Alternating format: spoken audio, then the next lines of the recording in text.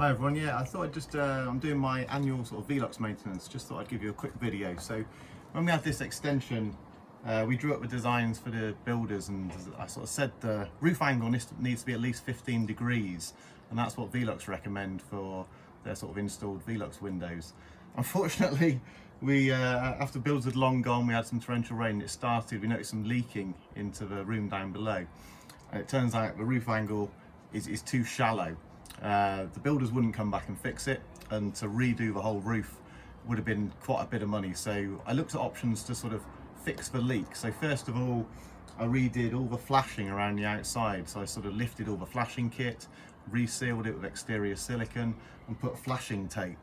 That seemed to be okay for a bit, but then torrential rain, it happened again. So then I followed another YouTuber's recommendation, and I peeled away all the silicone seal around the glazing, sort of lifted the glass, reseated it on fresh silicone, resealed everything around the glass.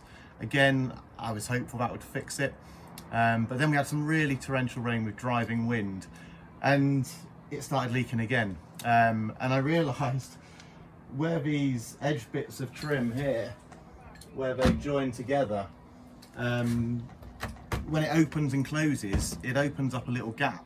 And obviously these, where they overlap, you can't seal it. That would mean they wouldn't be able to move. There'd be too much friction and you'd damage the mechanism. But the water was getting in the little gap. I can't show you exactly, I'll share some photos, but what I realised was I did a bit of a bodge repair. This was about 3 years ago.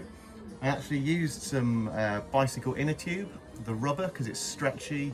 And as you can see, these little corner bits, I'll zoom in a second, I silicone sealed and also sort of exterior taped these little bits of, I'll show you now actually,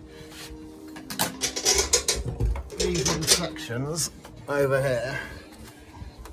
You see, as it opens and closes, the rubber expands and then contracts again, and like I say, this has been down quite a few years now, and ever since I did that, it's never leaked again. So there might be a better way of doing it. Velux might have a method, but I couldn't find one. So if you've got a shallow Velux and driving wind and rain is getting into these little gaps where these edge sections sort of have to be freely able to move, this might work for you.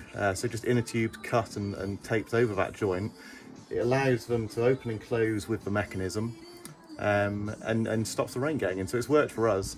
As part of my sort of annual maintenance, just so you know, I come up and use this type of product, so WD-40 with lithium, and just spray it on all the chains and all the mechanism, and this will stop anything seizing up and keep it lubricated.